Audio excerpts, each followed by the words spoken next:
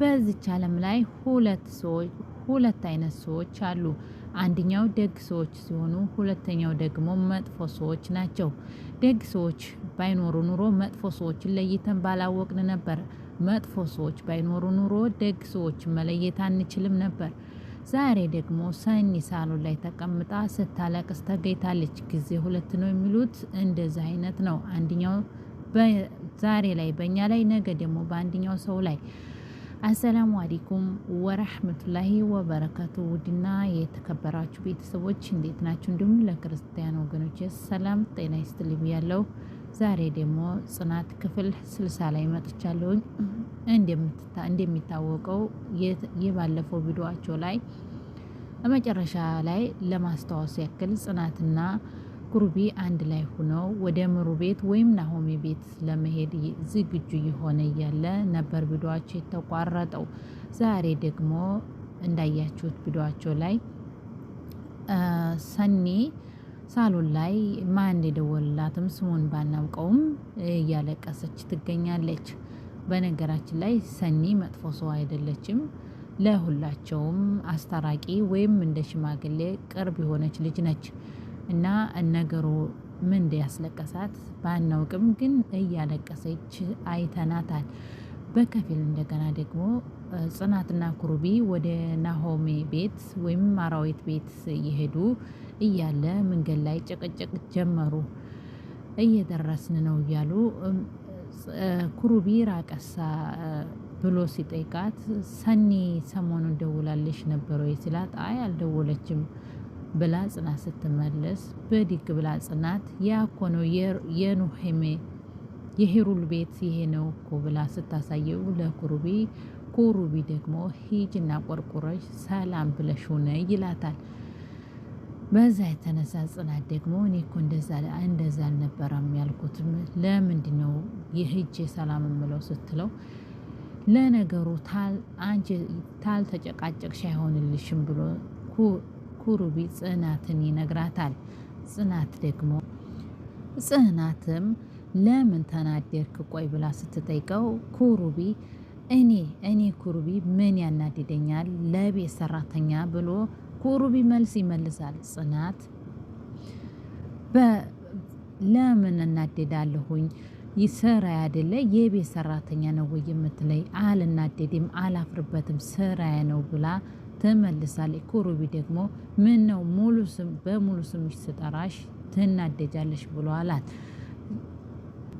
አሁን ሰው ቤት ነው የምንሄደው፣ መጣላት ወይም ጭቅጭቅ አያስፈልግም እንሂድ ብሎ ኩሩቢ ሲያናግራት፣ ጽናት ደግሞ ነገሩን የጀመርከው አንተ ነህ እኮ ብላ ትመልሳለች። ኩሩቢ ሲጀመር ፊትሽ የጭቅጭቅ መድረክ እኮ ነው የሚመስለው ብሎ ይላታል። ጽናት ደግሞ አረባክህ አንዳንድ ጊዜ እንደ ሕፃን ያረግሃል ብዬ ልሰብ ብላ ትላለች። አሁን ሂጅና ልጅቷን ስራ ገዣት ብሎ ኩሩቢ ሲላት፣ ጽናት ደግሞ እኔ እኮ አይደለሁም አስባልት ዳር ላይ ወይም መንገድ ላይ የቆምኩት ብላ ትመልሳለች። ኩሩቢም ደግሞ የራስሽ ጉዳይ ብሎ ገፍትሯ ሲሄድ፣ ጽናትም ደግሞ ብቻዋን በቃ ይሄ ልጅ ለየለት እብደቱ ማለት ነው ብላ ብቻዋን መንገዷን ቀጠለች። በከፊል ደግሞ ያው ማራዊት የናሆሜ እናቱ ወይም አማቷ ልትመጣባት ስለነበረ ቤቷን እያዘጋጀች ትገኛለች።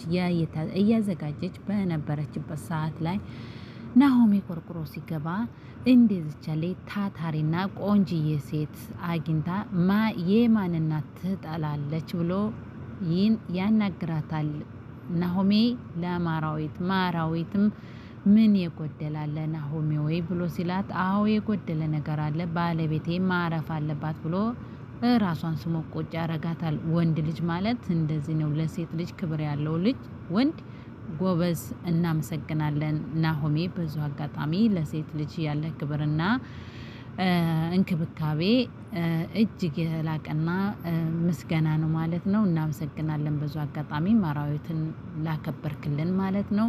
ይህ ሆኖ እያለ ጽናት መታ ስራ ልታግዛት በነበረበት ሰዓት ልብሷን ስትቀይር ክላስ ገብታ ማራዊት መታለ ምን ሆነሽ ነው ለምንድን ነው ልብስ የምታዋጭ ብላ ስትላት እኔ ልሰራ ላግዝሽ ነው ስትላ ብላ ጽናት ለማራዊት ስትላት ማራዊት ደግሞ እኔ እኮ አውቄ ነው እንድትመጪ ፈልጌ ነው ብላ ትላታለች። ጽናትም ደግሞ እውነትሽን ነው ወይ ብላ ስትል እንዴ ፈራሽ ይገባኛል። ያው ማራዊት የናሆሚ እናት በጣም ስለፈራችና ስለተጨናነቀች ጽናትም ስላወቀችባት እንደ ፈራሽና እንደተጨናነቅሽ ገብቶኛል። ግን ደግሞ አንቺን አይቶና ተመልክቶ የማይወድ ነገር የለም ብላ ጽናት ትመልስላታለች። ማራዊት ብቻ እኔ አላውቅም፣ እኔ ፈርቻለሁ፣ ልቤ ግን የሆነ ነገር ትርትር ይላል ብላ ማራዊት ትመልሳለች። ጽናት ደግሞ እንደዚህ ስታስቢ ገና እርግጠኛ ነኝ የናሆሚ እናት ገና ስታይሽ 100% ትወድሻለች ብላ ጽናት ትላታለች። ማራዊት አመሰግናለሁ እንዳፍሽ አርግልኝ ብላ ትላታለች። ጽናት ደግሞ አዎ ቸር ሰብ ቸር እንዲገጥምህ አይደል የሚለው ብላ ጽናት ለማራዊት ታጥናናታለች። ያው አዲስ ሙሽራ ወይም አዲስ ጎጆ ወጭ እንደመሆኗ ማራዊት በጣም ስለተጨናነቀች ጽናት ደግሞ ያው ምርጥ እነሱ ጓደኛሞች ስለሆኑ ጽናት ማራዊትን አይዞሽ ባይ ታበሽራለች ከጎን ማለት ነው።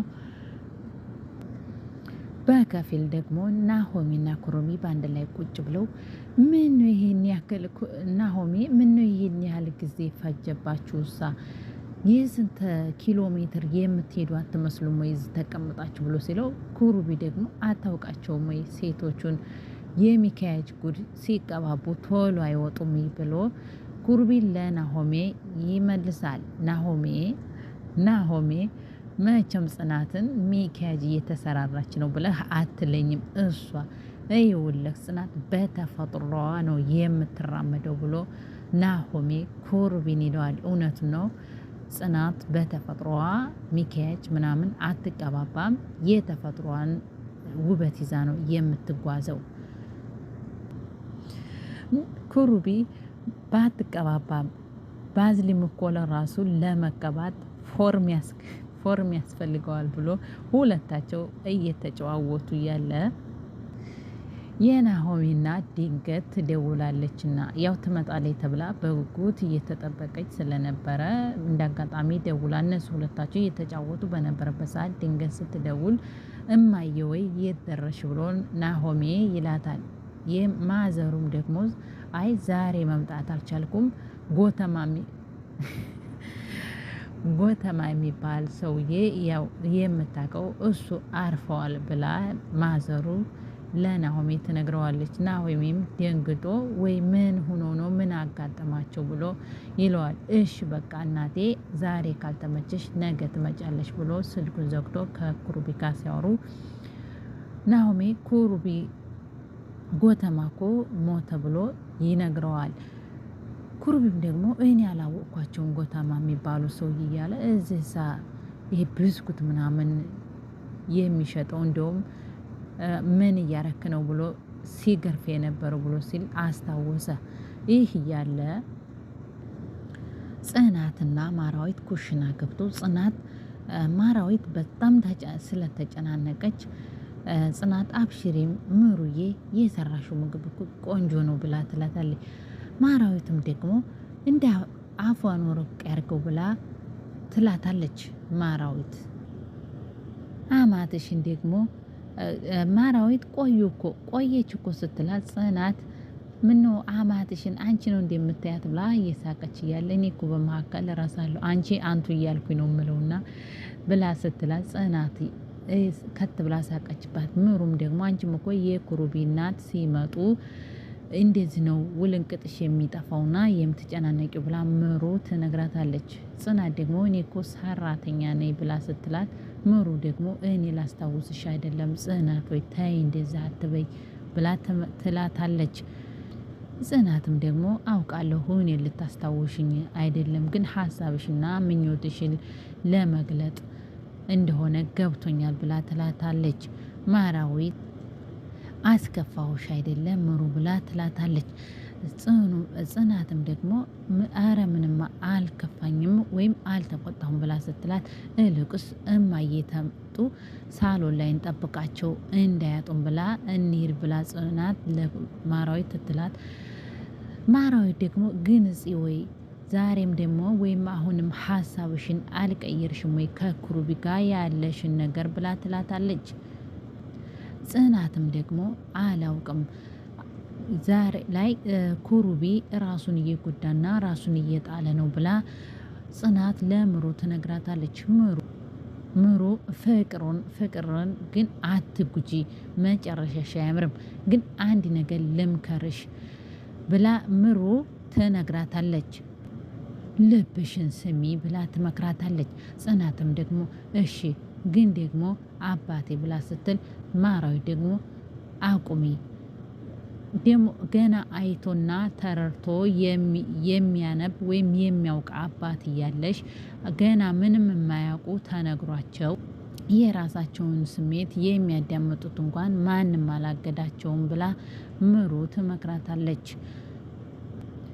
ይህ እያለ በከፊል ሁላቸውም ሳሎን ላይ ተሰብስበው እየተጫወቱ እያለ ጽናት አንድ ሀሳብ መጣላት። እሱም ምንድን ነው? ቁጥርን የያዝና አንድ ሰው ቁጥር የያዝና ቁጥሩን ያወቀ ሰው ይታዘዛል ብላ ትላለች። ሁሉም በእሷ ሀሳብ ተስማሙና ምሩ ቁጥር ይዛ መጀመሪያ ጠራች። ጽናት አወቀችውና ናሆሜ ደግሞ የተቀራረበ ቁጥር ጎን ለጎን የሆኑ ቁጥሮች ጥያቄውን ይጠይቃል ብሎ ሲላት እሱም ደግሞ ኩሩቢ ነበርና ጽናት 2 ቁጥር ብላወቀኝ ሶስተኛው ደግሞ የሁለት ቁጥር ጎረቤት 3 ስለሆነ 3ን ደግሞ ኩሩቢ ነበርና ኩሩቢ ደግሞ ጥያቄው ምንድነው ትወጠኛለሽ ወይ ብሎ ነበር የጠየቃት። ውድና የተከበራችሁ በሌላ ቪዲዮ እስከምንገናኝ ቪዲዮ ጊዜ ላይ አብቅቷል። ደህና ሁኑልኝ። አገራችንን ሰላም፣ ፍቅር፣ አንድነት ያምጣልን። በሌላ ቪዲዮ እስከምንገናኝ ድረስ ደህና ሁኑልኝ።